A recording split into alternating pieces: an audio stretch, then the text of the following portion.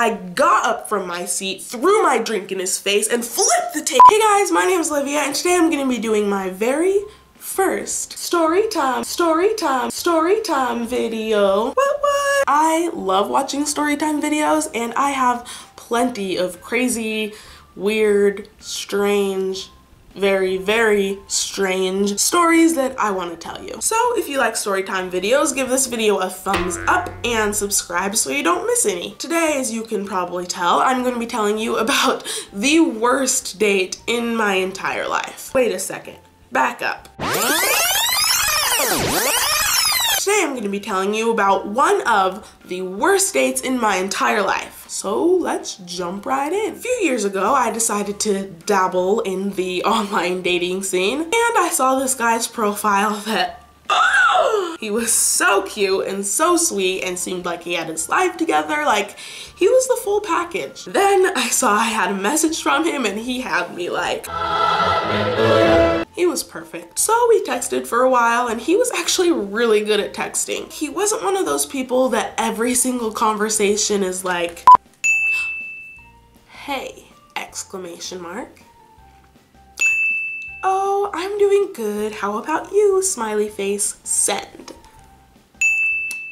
Seriously? That is so annoying to me. But this guy, he was a good texter. So I wanted to meet him in person, see what he was like. We decided to go to Panera Bread, which if you don't know what that is, it's just like this cute little cafe type of restaurant. Super cute, super chill. I got myself all dolled up, but not like overboard. I mean, I was still looking cute, but we were going to Panera. So when I got there, I texted him just to let him know I was there, and he was running a little bit late, which is totally fine. So I just decided to go wait outside in the little shaded area where they have the patio seating, and I just kind of messed around on my phone for a little bit and was stalking every single person that walked by to make sure I didn't miss him. And then I saw this guy that kind of looked like him, but he was a lot shorter than the guy I was supposed to be meeting, so I figured, can't be him. And I'm talking like a lot shorter, like 6 inches shorter. Like he was barely as tall as me. But this guy was kind of coming my direction, so I decided to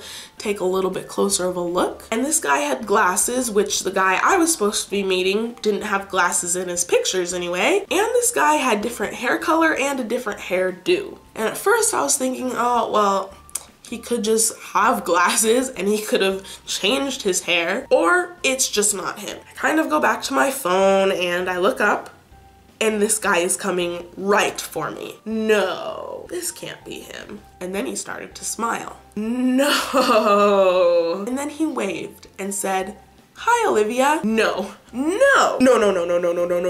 It turned out to be him. I figured looks aren't everything. Like, what's the worst that could happen? I'll have a nice lunch with someone that I don't really know yet, and I'll never talk to him again. Like, that's the worst that could happen, right? Wrong. So we ordered some food, and I came upon my very first awkward situation of many more to come. He said, are you gonna pay for it? I mean, my parents didn't give me enough money for both of us, so... What? Wait, what did you say? You're like 23 years old. So I avoided confrontation, I paid, there was a huge line behind us, and I didn't want to make a scene. We sat down and we started to chit chat, and this is where things got very interesting, if the rest of that hadn't been interesting enough. I casually brought up the fact that he wasn't the person that was in the pictures. I mean, I brought it up as casually as someone can bring up telling you that you're fake, but I brought it up, and his excuse, I don't like taking selfies. And I mean, I figured this guy looked close enough to me. So you're thinking this guy looked like this. That's close enough? I think we have a different definition here. Oh, but there is one picture of me, he said. It's the one in the costume. This is what he was talking about. Now, if I hadn't figured it out already, this was going to be one interesting hour if I lasted that long. We started talking about school and work and family, and he brought up the fact that his parents would be pissed if he knew he was out on a date with me. Why? Because I'm black. Yeah, I kid you not. I got up from my seat, threw my drink in his face, and flipped the table. Okay, no I didn't. But I wish I could say that I did. I didn't do anything really, because honestly I hear that kind of stuff all the time, so I was kind of used to it, which is kind of sad to be used to something like that, but I was, and I had already paid for the meal, so I was finishing this salad no matter what it took. I was on a mission. I asked him why his parents felt like that, trying to get some insight, and he said that his parents weren't the only ones that thought that. He thought that too. Then why are you on a date with me, you psychopath? Once again, just the thoughts in my head. He continued on to say that he was even hesitant to be seen with me in public, as if I was some sort of disease. This guy was not shy, that's for sure. He was just very, very blunt, and the weird thing is that he wasn't trying to be rude at all. Like, it was just as if this was the way he talked and this was normal to him and nothing was wrong. So he kept rambling on about that, and eventually I just asked him, has he ever like been out, like traveled and experienced things or life outside of the rock that apparently you live under? And he told me no. No, he had never been out of our city in his 20-some years. Now, I politely, seriously, very politely, was trying to tell him that maybe you should get out a little, like experience things. It might put a new perspective on life. I was trying to tell him that he needed to be cultured. He told me that he didn't need to, because everywhere, apparently, was the exact same. The same people, the same land, the same culture, the same food. Everything was the same in his eyes. I was like exploding inside. He said that even if he went to new places, it wouldn't really matter because he was the smartest person that he knew, and he knew that he was right with this whole culture yourself thing. We actually talked about that for quite some time, and I was telling him that seriously, everywhere is different. Even in just tiny, tiny ways, everywhere is different. Yeah, he was having none of that. So he continued on this little topic of him being really, really smart, and he said that he even dressed smart.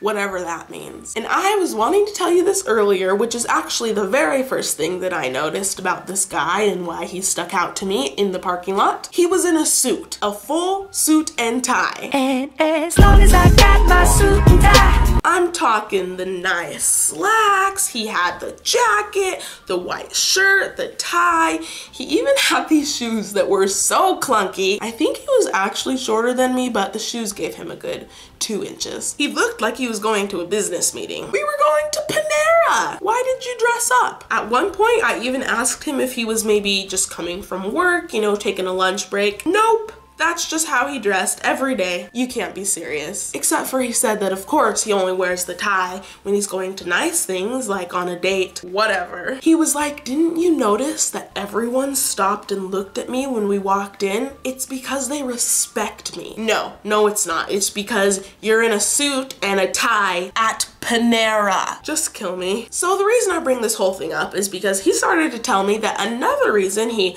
couldn't bring me home to his parents was because I wasn't dressed in a nice, form-fitting but not too sexy black dress with appropriately lengthed high heels. Like, whatever that means. He was talking about his shoes and how only little boys wear like Converse or Vans or shoes like that. Real men wear church shoes everywhere they go. Yeah.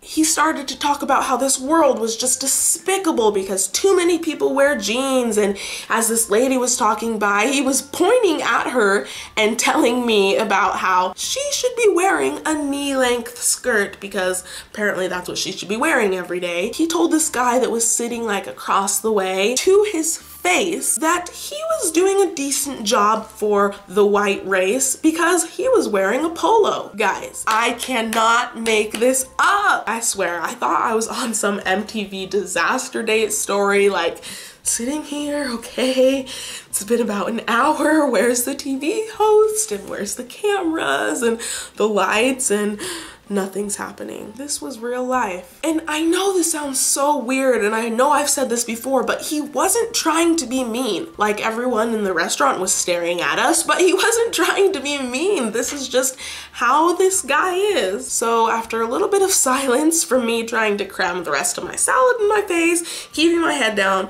trying to let no one see me, he point blank out of nowhere said, "So since I'm not cultured enough, maybe we could go back to my place and hook up? I mean, you're black and I'm a virgin, and I would love to have my first time be with a black girl." What? I wonder why you're still a virgin. I don't get it. So needless to say, I was not into this guy in any way, shape, or form. No, no, no. He did text me like 30 times after that wanting to go out again. Some people just don't get it. He was one of those people. There is someone out there for everyone though, because surprisingly, I saw on Facebook, don't ask why we're Facebook friends. I don't know, I don't have an answer. But I found out on Facebook that he has a girlfriend, and he's had this girlfriend for like the last 2 years. So he must be doing something right, because I am still very single. So that was one of the worst dates that I have ever had, but I can still think of like 3 or 4